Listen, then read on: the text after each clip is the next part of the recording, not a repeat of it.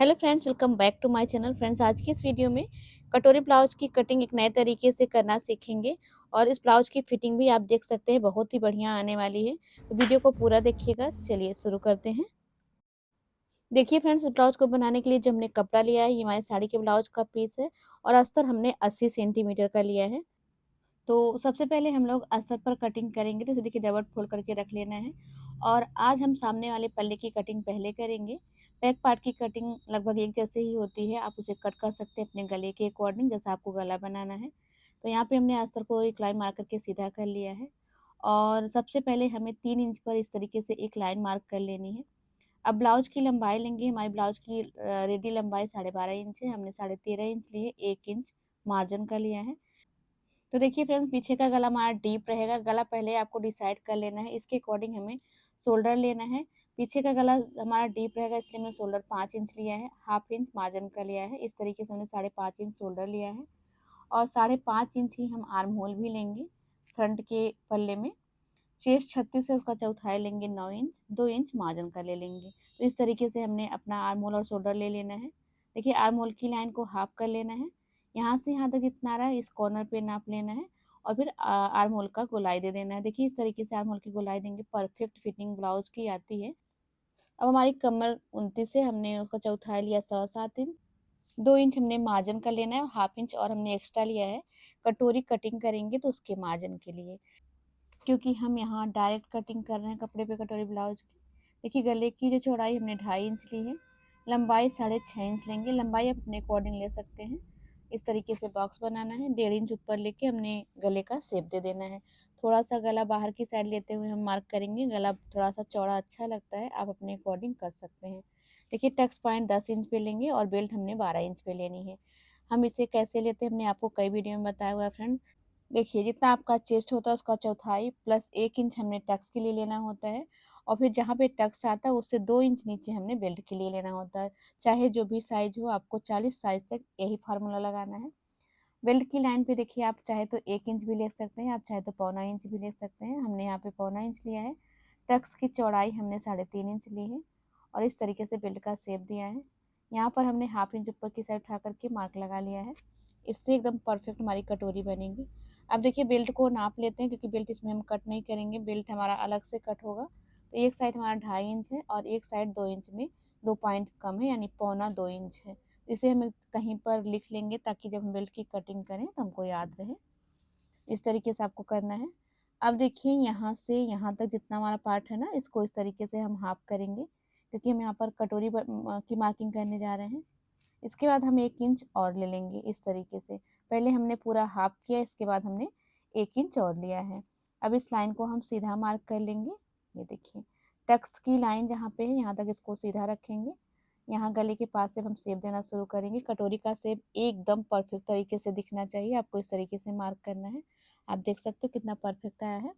अब यहाँ से नापेंगे 2.5 इंच। 2.5 इंच के बाद अगर आपका कपड़ा बच रहा है तो आप गहराई में ले लें, नहीं बच रहा है तो कोई दिक्कत नहीं है। अभी देखिए हमने कटोरी को मार्क कर लिया है। अब हम कटोरी को बढ़ाएंगे कैसे। अगर आप यहाँ से बढ़ाते हैं, जितना आपका चेस्ट है उसका चौथाई आपको ले लेना है, यानी हमारा चेस्ट 9 इंच, हमें 9 इंच लेना है।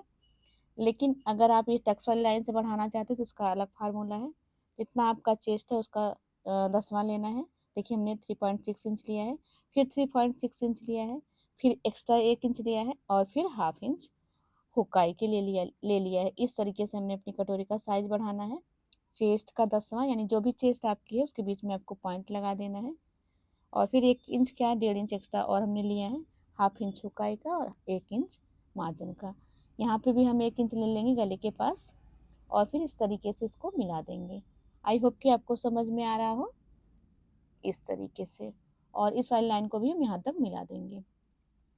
अब हम क्या करेंगे, जितनी हमारी कटोरी का साइज आया है, देखें यहाँ से यहाँ तक, देखिए 9 इंच आया है ना। आप चाहे नीचे की लाइन से लें तभी उतना ही आएगा, आप टक्स की लाइन से लें तभी उतना ही आएगा। अभी हमने इस लाइन को इस तरीके से हाफ किया। जहाँ पे हाफ आ रहा है वहाँ से 1.5 इंच नीचे लेंगे, तो आप देख सकते हैं कि बेल्ट इसमें चला गया, इसीलिए हम बेल्ट अलग से कट करते हैं। यहाँ पर हम 1/2 इंच ले लेंगे इस तरीके से। ये देखिए अब हम क्या करेंगे, इधर की साइड अगर आपको पार्ट बड़ा लग रहा है तो उसको भी आप कम कर सकते हैं। हमारा परफेक्ट है, हमें कुछ नहीं करना है। इस तरीके से शेप में मिला देना है। देख सकते हैं कटोरी का साइज अपने आप निकल आया, कोई दिक्कत नहीं है, बहुत ही परफेक्ट फिटिंग आती है। अभी हम आपको इसकी फिटिंग अच्छे से दिखाएंगे कि कितनी अच्छी फिटिंग आने वाली है। ये देखिए हमने इस तरीके से मार्किंग के अकॉर्डिंग कटिंग कर लेनी है। अभी देखिए फ्रेंड्स हमने क्या करना है, ये कटोरी यहाँ से उठाएंगे, सेंटर से फोल्ड कर लेंगे और कट लगा लेंगे। यहीं से हम टक्स लगाएंगे, तो टक्स की मार्किंग सिलाई करते समय देखेंगे। बाकी की जैसे हमने मार्किंग करी है ना, इस तरीके से कटिंग कर लेंगे। ये देखिए हमारा साइड का पार्ट कंप्लीट हो गया है। देखिए कटोरी और साइड का पार्ट कंप्लीट हो गया है। अब हम क्या करेंगे, अब हमने बेल्ट कटिंग करनी है। तो देखिए अस्तर को हमने इस तरीके से रखना है डबल फोल्ड में। पहले हमने अस्तर को सीधा कर लेना है, फिर स्केल के बराबर 1 इंच का हम मार्जिन ले लेंगे। अब देखिए कमर जितनी है उसका चौथाई लेना है 7.25 इंच, 2 इंच मार्जिन का, 1/2 इंच हुकाई का। इतना तो हमें बेल्ट की चौड़ाई के लिए चाहिए कपड़ा। अब हम बेल्ट की मार्किंग करेंगे। तो देखिए हमने जो बेल्ट को नाप के रखा हुआ है वही नाप लगाएंगे। यहाँ पे 2.5 इंच लेना है, इधर की साइड 2 इंच में 2 लाइन कम यानी कि 1.25 इंच लेना है। जितना यहाँ पे है उतना इधर नाप लेंगे, सीधी लाइन मार्क कर लेंगे। इससे क्या होगा, बेल्ट का शेप देने में आसानी रहेगी अगर आप बिगिनर हैं तो।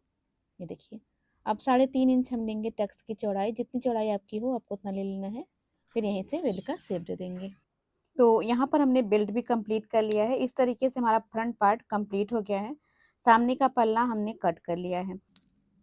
देखिए अब हम लोग स्लीव की कटिंग करेंगे। इसके लिए देखिए कपड़े को हम 4 फोल्ड में लेंगे, चेस्ट का चौथाई।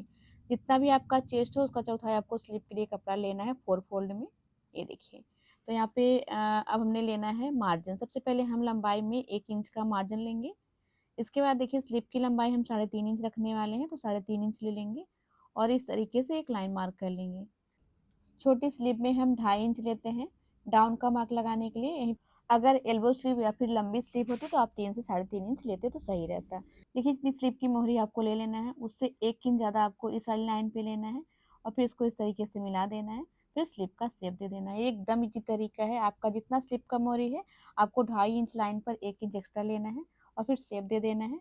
मार्जिन जितना आपने रखना है मार्जिन रख लेना है। तो स्लीव की मार्किंग देखिए हमारी हो चुकी है, हम इसकी कटिंग कर लेंगे।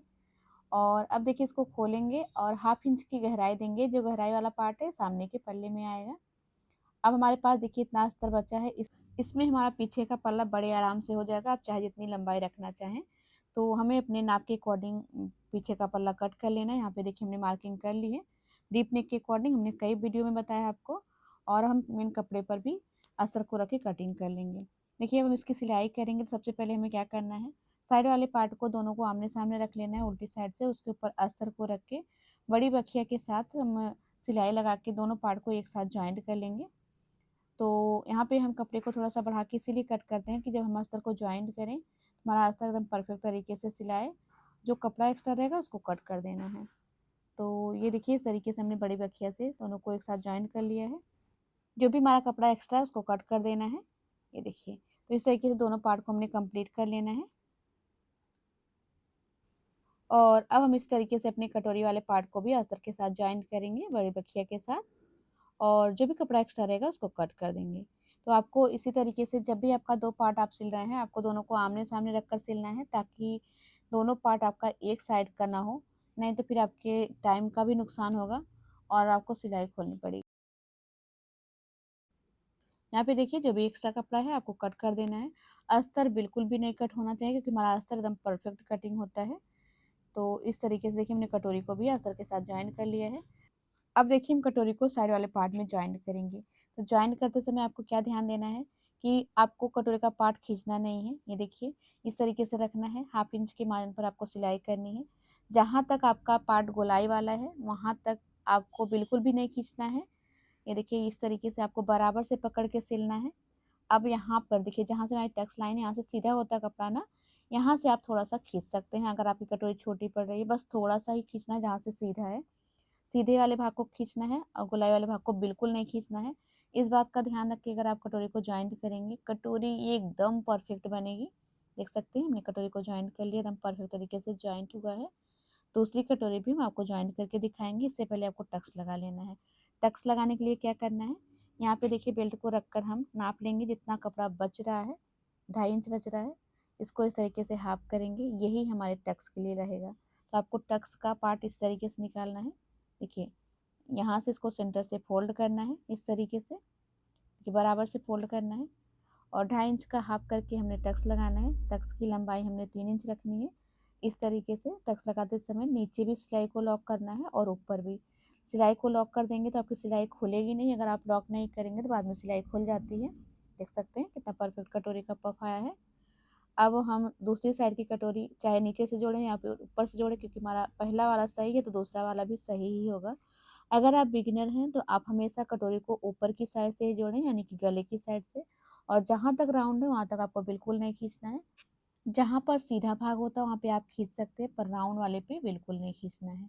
देखिए टक्स लगा लेना है, जैसे हमने अभी लगाया उस तरीके से लगा लेना है। अच्छे तरीके से इसको लॉक करना है नीचे से, और ऊपर भी लॉक कर देना है ताकि सिलाई ना खुले। एक्स्ट्रा कपड़ा जो है उसे कट कर देना है। देखिए दोनों कटोरी को हमने टक्स लगा के तैयार कर लिया है। देखिए कितना परफेक्ट हमारा पार्ट बना है। अब हम क्या करेंगे, इसमें बेल्ट ज्वाइन करेंगे। तो देखिए बेल्ट को हमने सीधी साइड से रखा है, बेल्ट वाले कपड़े वाले बेल्ट को हमने सीधी साइड से रखा है, उसके ऊपर अस्तर को रख लिया है। दोनों को आमने सामने रखकर सिलना है, इससे हमारा पार्ट उल्टा नहीं होगा। और 1/2 इंच की मार्जिन पर पहले नीचे की सिलाई करनी है।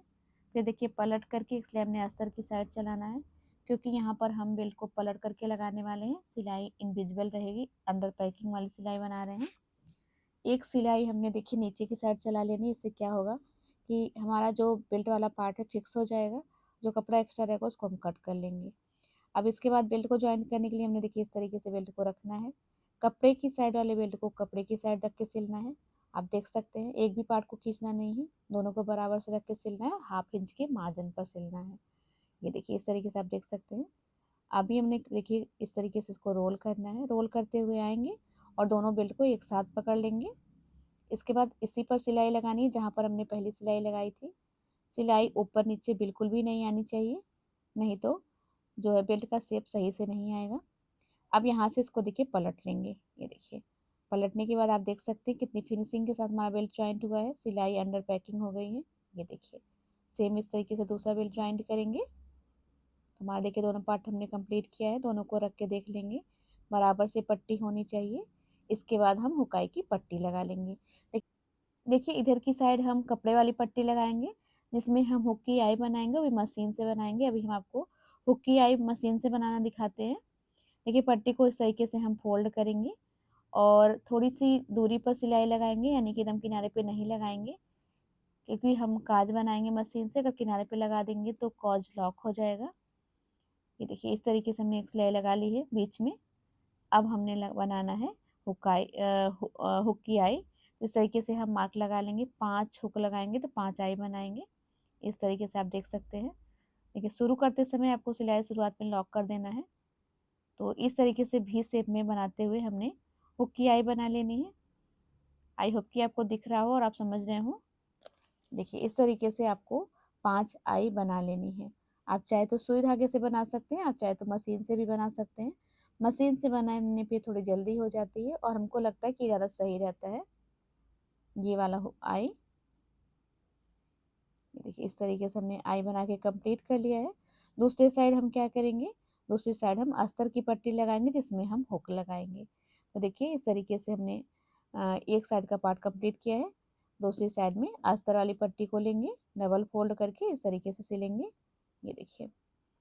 और अभी हमने ऊपर की साइड साइड सिलाई लगा के इसको पलट करके एक सिलाई हमने अस्तर के ऊपर और लगाना है, जैसे ताकि जैसे हम इसको पलटें तो ये अच्छे से फिनिशिंग के साथ पलटा जाए। ये देखिए अभी हमारा फ्रंट पार्ट कंप्लीट हो गया है।